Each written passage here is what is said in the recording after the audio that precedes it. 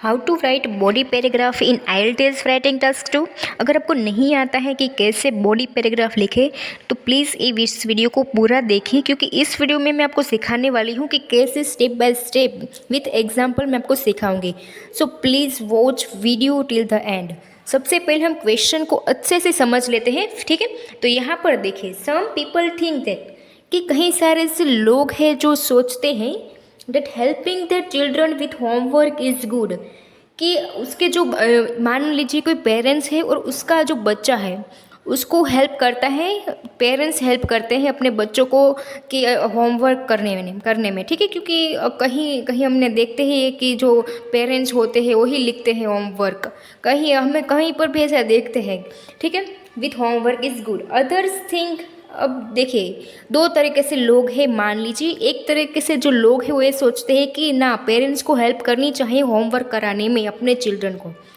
लेकिन जो दूसरी तरह जो लोग हैं वो क्या कहते हैं, children do their homework on their own, कि चिल्ड्रन को खुद ही करना चाहिए अपना जो भी स्टडी वर्क है, एकेडमिक वर्क है, ठीक है। पेरेंट्स को ना बीच में दखल नहीं देना है। तो ये ऐसे इस टाइप का है। तो यहाँ पर है discuss both views and give your opinion. अगर आपको ये भी नहीं पता कि पूरा ऐसे में कैसे लिखूं, हाँ, जैसे कि यहाँ पर टाइप है डिस्कस बोथ व्यू, तो आप मुझे कमेंट सेक्शन में बता सकते हैं, उस पर मैं आपको सिखाऊंगी। लेकिन ये यहाँ पर हमारा मेन गोल ये है कि हम बॉडी पैराग्राफ, बड़े बड़े सेंटेंसेस कैसे बनाए, हम बॉडी पैराग्राफ में कौन से आइडिया लगाए एंड किस तरीके से लिखे। तो आइए स्टार्ट करते हैं। देखिए, how to write sentences and how to write body paragraph. And अभी तक आपने हमारे channel IELTS tips and tricks को सब्सक्राइब नहीं किया है तो आप कर सकते हैं। तो देखिए, यहाँ पर लिखा है, on the one hand it is often argued. अब यहाँ पर जो मैंने हाईलाइट किए हुए वर्ड्स है वो मैंडेटरी है, आपको यूज़ करना ही होगा, यू शुड बी यूज, ठीक है students. So let's start. On the one hand, यहाँ पर देखिए, जब भी आपको कोई पैराग्राफ की आप स्टार्टिंग कर रहे हैं तब आपको हमेशा याद रखना है कि आपको ऐसे वर्ड्स यूज़ करने हैं। ऑन द वन हैंड, ठीक है, on the other hand, more over, further more, ऐसे कनेक्टर जो होते हैं उसका आपको यूज़ करना है, ठीक है। यहाँ पर मैंने यूज़ किया है on the one hand it is often argued that children should execute their assignments by themselves rather than by their guardians।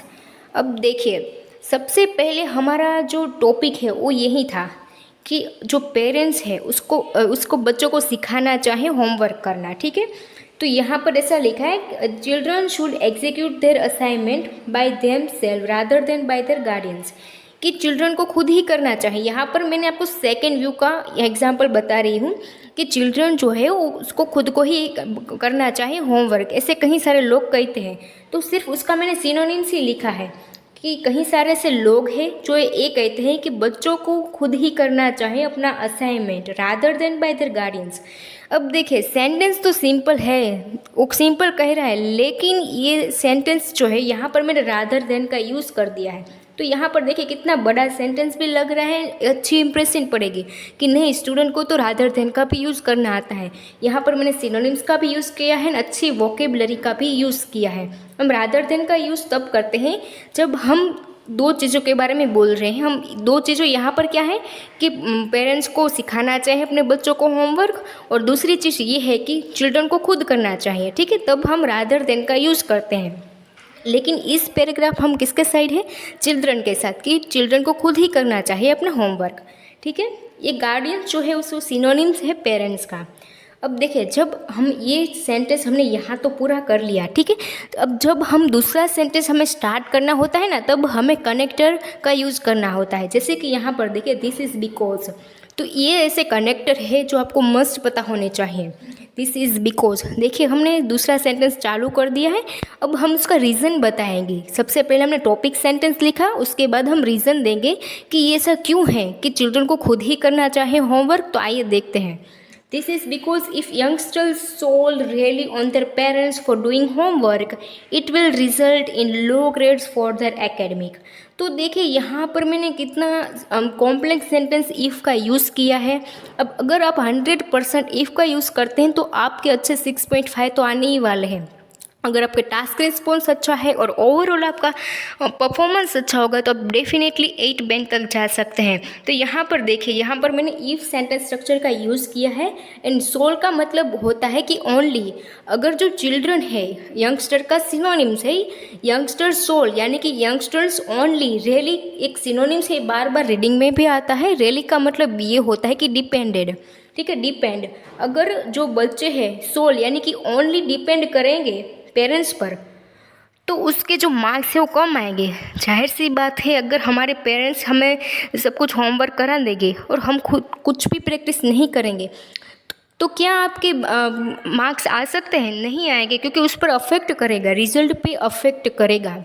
इसीलिए स्टूडेंट्स यहाँ पर जो है मैंने यहाँ पर यूज़ किया है इफ़ वाला सेंटेंस स्ट्रक्चर। एंड यहाँ पर लिखा है कि अगर पेरेंट्स हेल्प करेंगे तो लो ग्रेड आएगा, ठीक है। इसीलिए चिल्ड्रन को खुद होमवर्क नहीं करना चाहिए, वो मैं सपोर्ट कर रही हूँ, ठीक है।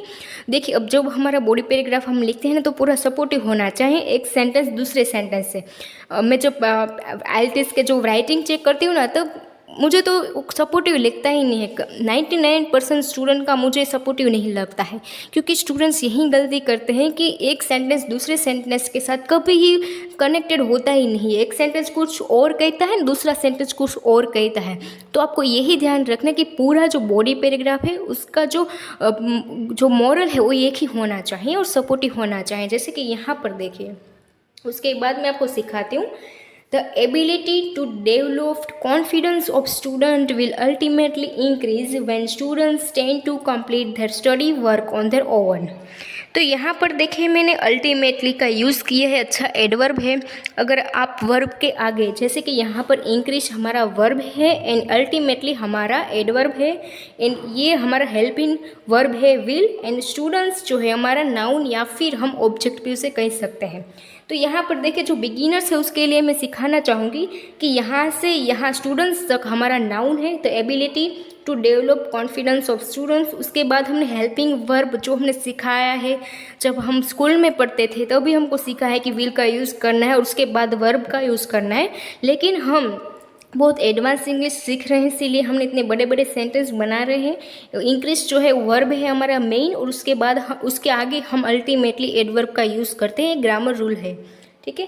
व्हेन यहाँ पर देखिए, मैंने 10 to सेंटेंस स्ट्रक्चर का यूज़ किया है। अगर आपको पता नहीं है कि 10 to सेंटेंस स्ट्रक्चर का कैसे यूज़ किया जाए तो आप मेरे चैनल पर जाकर देख सकते हैं, वहाँ पर मैंने एग्जाम्पल के साथ सिखाया हुआ है। तो यहाँ पर देखिए, अगर जो है स्टूडेंट्स खुद करेंगे होमवर्क तो क्या होगा कि कॉन्फिडेंस भी बढ़ेगा। कॉन्फिडेंस बढ़ेगा तो डेफिनेटली मार्क्स भी आएंगे, क्योंकि खुद ही स्टूडेंट सोल्व कर रहे हैं होमवर्क, पेरेंट्स पर डिपेंडेंट नहीं है हम लोग। तो क्या होगा, मार्क्स भी अच्छे आएंगे, ठीक है। तो और मैं आपको ये सलाह दूँ कि please try to add 1 example at least, क्योंकि कहीं सारे ऐसे स्टूडेंट्स होते हैं जो एग्जाम्पल ही नहीं लिखते हैं। क्योंकि एग्जाम्पल एक क्राइटेरिया है कि आप बॉडी पैराग्राफ में पहले टॉपिक सेंटेंस लिखिए, उसके बाद उसका रीज़न लिखिए कि क्यों आप ये कहना चाहते हैं और क्यों ये पॉइंट के साथ आप सपोर्ट कर रहे हैं। आपको सपोर्ट करना होगा, ठीक है, आपको ये लिखना होगा। उसके बाद एक एग्जाम्पल बताना है, ठीक है। तो देखते हैं, एग्जाम्पल के साथ ये जो कोमा है वो मैंडेटरी है। अगर आप कोमा मिस करते हैं तो आपके बैंड कट हो सकते हैं 0.5 तक। अब देखिए, द टाइम्स ऑफ इंडिया। अब देखिए, एग्जाम्पल ऐसा नहीं है कि हमें जो रियलिटी है वही लिखना है, ये हमारी ग्रामर टेस्ट है, तो आप कोई भी एग्जाम्पल बना सकते हैं। जैसे कि यहाँ पर है, the times of India has reported that around 87% of people of UK do not teach their adolescents. As a consequence, students able to enhance intellectual ability।